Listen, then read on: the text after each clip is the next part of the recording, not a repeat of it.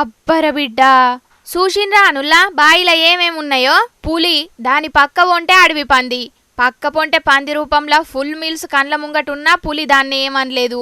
ఇంకేమంటది, బతుకుంటే బలుసాకు తిని బతకచ్చని గీ బాయిలకెళ్ళి బయట పడితే అటెనకాల ఎన్ని జంతువులనైనా ఏటాడచ్చు. ముందుగాల భద్రంగా బయట పడాలి అని ఆలోచన చేసినట్టున్నది పులి.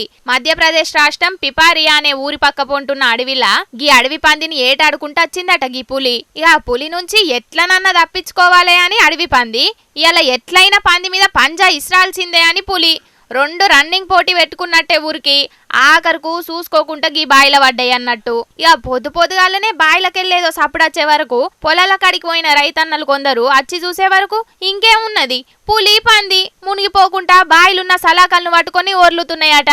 ఇక ముచ్చట ఫారెస్ట్ ఆఫీసర్లకు తెలిసే వరకు పులిని అడవి పందిని పైలంగా పైకి తీసుకురావాలని బగ్గా ఆలోచనలు చేసి బాయిలకు మొదలు తాళ్లతోని ఒక మంచాన్ని దించి అటెనక బోన్ కూడా దించిండ్రు. ఇక మెల్లగా మొదలు పులినిగా బోన్లకు ఎక్కించేటట్టు వేసి పైకి తీసుకొచ్చిండ్రు. ఇక అటెనకాల మళ్ళా బాయిలున్న పందిని బోనేసి బయటికి తీసిండ్రు. ఇక రెండు జీవాలను అడవిలకు తీసుకుపోయి ఇడిచిపెట్టిండ్రు. ఆగో చూడుండ్రి, బోన్లకెంచి ఎల్లంగానే అడవి పంది లాగెత్తరో ఆజాము అనుకుంటా అడవిలకు ఎట్లురికిందో.